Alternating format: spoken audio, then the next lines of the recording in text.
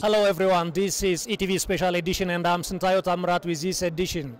I'm just bringing you this program from the African Union headquarters, and I'm joined here by two Rwandan youngsters. They will just dwell on certain issues that Africa is currently facing, the role of the youth population in extricating Africa from this situation. Thank you so much for joining me. Very warm welcome to you. Thank you very much.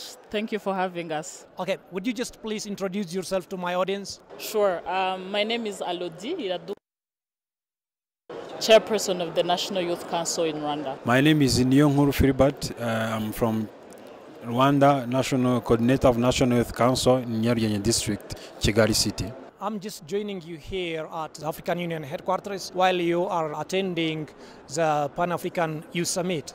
So what do you think are just the significance of organizing, participating in such summit for the African young population? Okay, thank you so much. First of all, we are thanking our leaders because they thought about how we can meet as young leaders to discuss and sharing some experiences and the opportunity that can be found in Africa.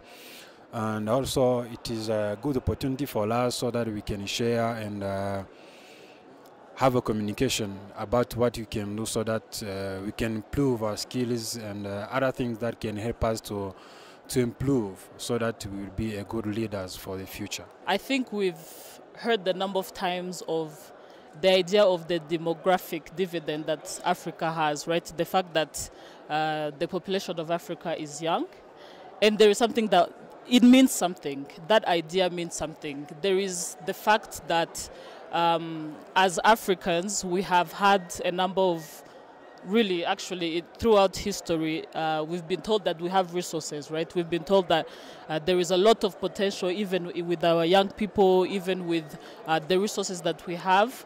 The problem for me is we need to get to a point where we understand that we are better united, that the sort of the hindrance of us moving forward and the development of Africa lies on that, the ability to actually integrate Africa, to understand that for us to be able to get somewhere, we need to go together, really.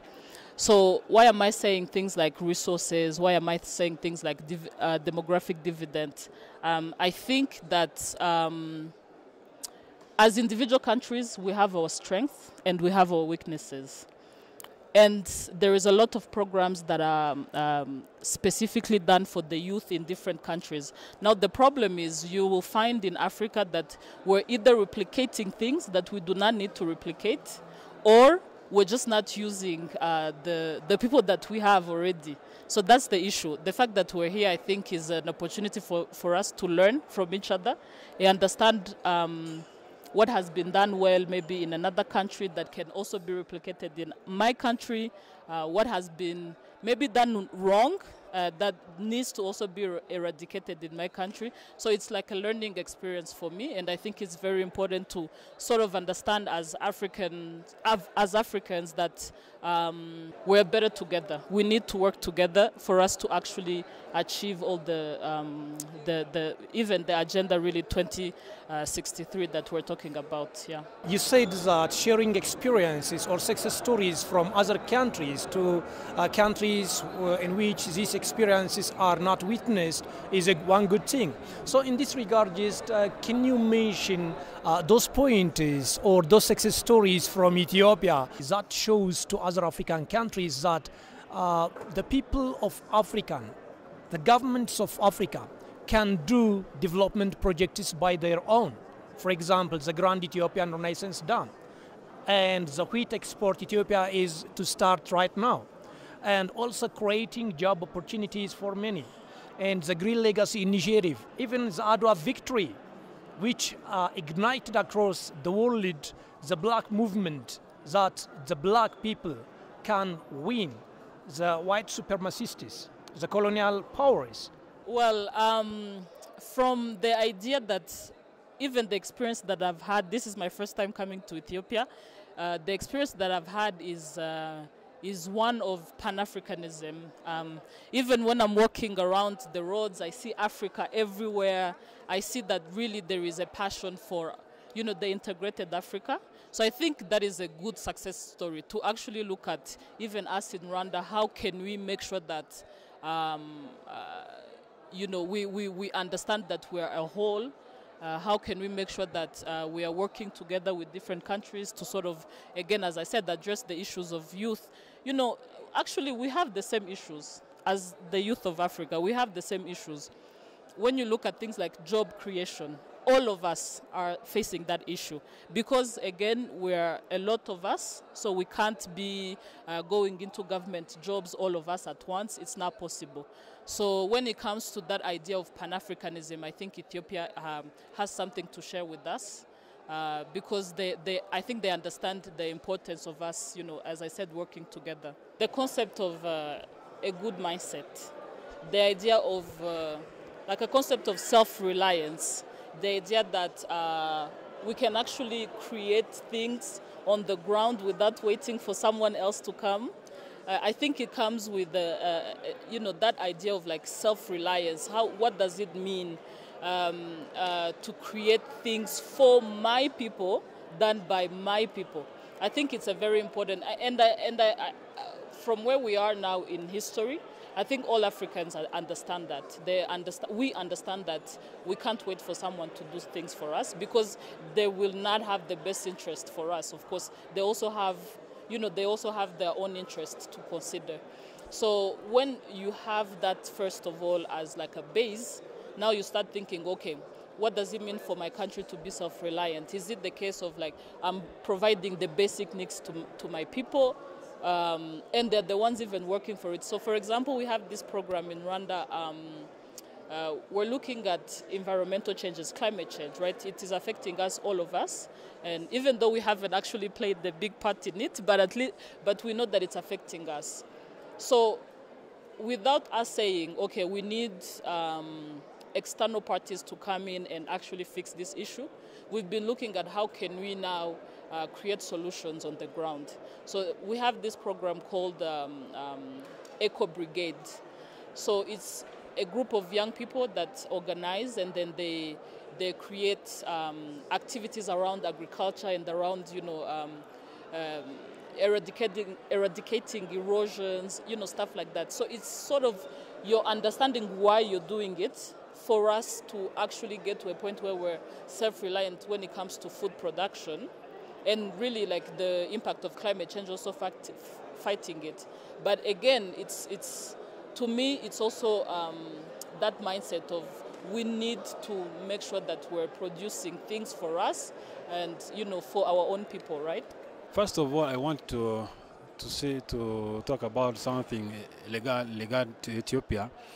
And the first time I heard that African Union headquarters is located in Ethiopia, I was wondering why is African Union headquarters is located in Ethiopia. So I started to think myself, maybe there might be something special that is Ethiopia as a country might have more than other countries in Africa.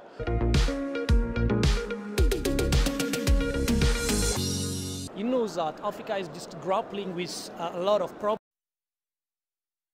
should be prioritized so that at least the coming generation, youth generation, can live a good life. The idea of integration of all African countries, I think it's a key solution to all of our issues. Again, as I said, when it comes to job creation, when it comes to fighting of climate change, displacement of people because of the climate change, there's a number of issues that we will all be facing in the coming years. Now, I think through the idea of AFCFTA, through the idea of integrated Africa, we can actually find ways to so let me give you an example. I'm from Rwanda. I need the job in Rwanda. Maybe I can't get that job because 1, 2, 3, 4. I'm able to get to another country where I will be able to apply probably skills that maybe they might need that, it's sort of like that value addition that I'm talking about, right? Like understanding that everyone has something to bring to the table. And that's why I'm thinking that the idea of integrated Africa is the solution to all the problems. I mean, when it comes to problems, I could list a lot of them. I don't think we will have enough time to really go through them, but at least the idea that we can sit together and come up with solutions, again, on our own. But I think it's not only from my country, it's also in Africa. First of all, the youth, we are going through the colleges. After completing our studies, we are in mentally thinking that maybe we have to find the jobs. But in mentally, we are not thinking that we can create our own jobs so that we can provide other job opportunities to the other people. Because even if in Africa we have many people who are studying right now, but we have other people who are not studying. So some issues we need to address. You know, the large number of the people in Africa is the youth. So if you're not educating them, if you're not training them, so the way of thinking, self-resilience that can go through creating our own jobs or our own companies so that we can provide the job to other people, it will be a problem in the future because many business people now are getting old. So if you are not creating our own jobs, what will be the future of the youth? It will be a big problem. So I think the most important issue we have to address, first of all, we have to educate the children, the youth, to work together. The spirit of creating our own jobs, study hard, but not thinking that maybe after studying we are going to find the jobs from government, from business people. No, create our own jobs, making some innovation and creativities, creating new things so that we can be on the top of those white people are making the things we are thinking that we are getting amazing from what they do. Because many things that are being used out on another continent are from Africa. The only thing what they did is just sitting there and think what they can do, what they can create from those resources are from Africa. After producing them, they send them back, they export them back in Africa at the high cost. So what can we do so that we produce them, then after we export them to the high price so that we can get a lot of money. So that's what we need to run first as the youth. And another thing I think we need to address is many projects are failing in our country because we are failed to work together. We always say that to integrate our countries, but as you see, we still have in the mindset that good things come from another continent, not in Africa. Well, that's good. Philbert, can you just mention those problems, for example, in your country, Rwanda, which the youth generation are facing and must be resolved soon? Why can't we work together so that we use our own product? And if we work together, another continent will come to Africa to find which way we are going. And I think when you are seeing like from many sectors, entertainment, from other continents, most of them are Africans who are entertaining them. Why can't we make that spirit in Africa so that we can attract them to come in Africa? Yeah, this is what we need. My next point is also to you, and we know that currently Africa is grappling with the effects of neo-colonialism, proxy colonialism, and media warfare. And this is particularly from the former colonizers of African states. Then what measures should African young population take in order to alleviate these problems? I can start by an example. I've been one of the countries in Asia. They always update the photos of their countries or their good things, their new platforms, their opportunities can find from their country, then put them on the social medias. But when you are using their social media platforms to search for Africa, you can find the pictures of the African countries in last century, like 90, 94, like that. So it means that when they are talking about Africa, they use our the photos, they use the examples of the things that cannot be attractive to Africa. But when we are talking about the other continents, profit and the opportunities and good things can be found in their countries, they're using what I can call the updated pictures and updated things they have created already in recent years. So why can't we use the social media to tell the people to overcome all those bad things talked about Africa, so that we can show them that what they are talking about Africa is not the same exactly things that can be found in Africa. This is what we need to show the people, that we are in love in Africa. And another thing I can say, that now we are thinking that maybe someone can have a good life if you are going to live in those developed countries. If you have money, if you are a reader and you have money, the only thing you have in your mind is that the good educated people is someone who have studied in overseas countries. Why can't we start from here? If you have money, invest in African countries. If you have money, make strong our education from Africa. Then let your children come and study in Africa. Then make new things. Then start with our own things so that we can develop our countries. But I don't think that the only people who are living good life are only those people who are outside of a country of Africa. So that's my big question. I think as youth we need to use the tools that we have, right? As much as storytelling is an important factor here, because as Philbert was saying, they're telling their stories. So we need to tell ours. So how do we do that? We need to use the tools that we have available. Social media is one of them. He was mentioning the fact that when you research African child, different images will come that really they do not reflect what Africa is as of now. It's a question of, okay, as young people, we have skills now. We have, there's a number of people now that can use computers, that, there is a number of tools that we can use. Now we need to tell our stories, and effectively make sure that it's not about, to me, it's not about telling stories to counter other people. It's simply just telling my story. This is the reality I live. We're in a beautiful building. I'm not lying when I said this building is here.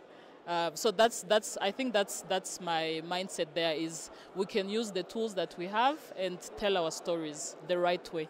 Well, that's a good point that you have mentioned. And finally, what message do you convey to the African youngsters so that Africans must unite? Because Pan-Africanism is about united Africa. Pan-Africanism is about empowered black people. So economically emancipated as well. So what's your message for your African brothers and sisters so that they can be fighting for the unity of Africa, fighting for the economic and political emancipation of Africa? I think we need to have, as I said, a united front. Understand that we have more in common than we have differences. Again, as Africans, there is a lot that unites us. So if we have that as a base, then we can start the discussions. I understand that it's not a straightforward line and say, yeah, all our issues have been fixed. But for us to be able to fix them, we need to at least start sitting together and discussing issues, and really being very even almost truthful of what the real issues are. So my message to the young people is really just let's sit at the table and let's discuss. Okay, thank you so much. The first thing we have to think about as young readers of the future, or our young African people, is to expunge the mindset of that the good people who are living their life are not only those people who are living in developed countries, but where we are now. So the first thing we have to do is to come around, sit together, discuss about our issues, find our own solutions, and find the better way we can address them. That's the first thing. The second one, you think about self-resilience. Self-resilience is like two words, is easy to say, but it's hard to accomplish if you're working as one person. But if you can work together, we can make it. The third one, we are seeing many people, young people. We are working, we are studying. But in our mindset is to find opportunity in the ways so that we can go on another developed countries to live there. Because we are thinking that maybe there is a good life there. But if you are thinking that if you will have enough money so that you can move to those continents, what are we helping our countries to be developed? That's the first thing we need to think about. So it is better way if you are going to find other skills, if you are going to find money in another countries, but in your mind, put first your country, put first Africa, come to build Africa. If you want to develop a country, if you have a patriotism for Africa, if you have patriotism for your country, please, let us stay in our countries, work together and sit around, not thinking that maybe white people will come to address our issues. Last time our President Paul Kagame have said that we don't need to go over there to discuss about the issues. No, we have to sit in our countries, in Africa, so that we can address our issues and so that we can have a good solution to, and it will be a good thing. If you showed someone that you need him to address your issue, he will make you delay to address your issue. But if you think that you need to address your issue, someone will come to find you so that they can give you some support, even you need it or not. That's what I'm thinking now. Thank you so much for sharing me your insights into Pan-Africanism, as well as how the youth population of Africa can extricate the continent from its problems. I really appreciate that. Thank you so much. Okay, thank you so much for having me.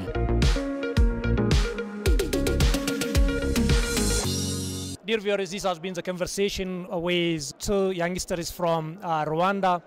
We have just talked on Pan-Africanism, as well as how African youth can take roles or contribute for emancipating the African continent, the African youth, its people from political and economic problems. Thank you so much for joining me here from the African Union headquarters.